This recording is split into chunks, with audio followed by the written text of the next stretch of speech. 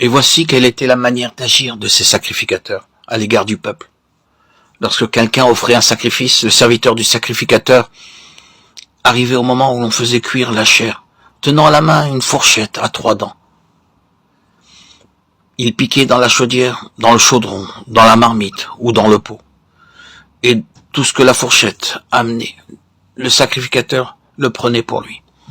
C'est ainsi qu'ils agissaient à l'égard de tous ceux d'Israël qui venaient là, à Shilo. Même avant qu'on fît brûler la graisse, le serviteur du sacrificateur arriva et disait à celui qui offrait le sacrifice: « Donne pour le sacrificateur de la chair à rôtir. Il ne recevra de toi point de chair cuite. C'est de la chair crue qu'il veut. » Et si l'homme lui disait: « Quand on aura brûlé la graisse, tu prendras ce qui te plaira », le serviteur répondait: « Non, tu donneras maintenant, sinon je prends de force. » Ces jeunes gens se rendaient coupables devant l'Éternel d'un très grand péché, parce qu'ils méprisaient les offrandes de l'Éternel. Samuel faisait le service devant l'Éternel, et cet enfant était revêtu d'un éphod de lin. Sa mère lui faisait chaque année une petite robe, et la lui apportait en montant avec son mari pour offrir le sacrifice annuel.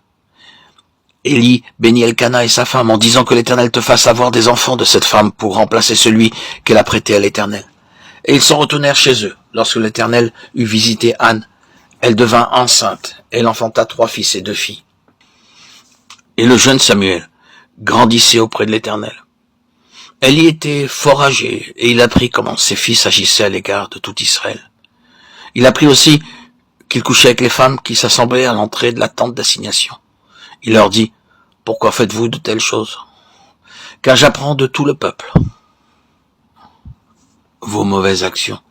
Non, mes enfants, ce que j'entends dire n'est pas bon. Vous faites pécher le peuple éternel. Si un homme pêche contre un autre homme, Dieu le jugera. Mais s'il pêche contre l'Éternel, qui intercédera pour lui? » Et ils n'écoutèrent point la voix de leur père, car l'Éternel voulait les faire mourir. 1 Samuel 2, 13, 25. Telles étaient les conditions qui prévalaient dans la maison de Dieu à cette époque. Le jeune Samuel était au service de l'Éternel devant Élie. La parole de l'Éternel était rare en ce temps-là. Les visions n'étaient pas fréquentes. 1 Samuel 3. Le péché avait pénétré de toutes parts dans la maison de Dieu. Les fils d'Élie avaient dérobé, volé et mis la main sur les sacrifices apportés par le peuple pour Dieu. Nous avons lu comment beaucoup d'Israélites venaient pour offrir leurs sacrifices dans la maison de Dieu. Lévitique 23 montre que Dieu avait institué 7 fêtes qui devaient être observées par le peuple.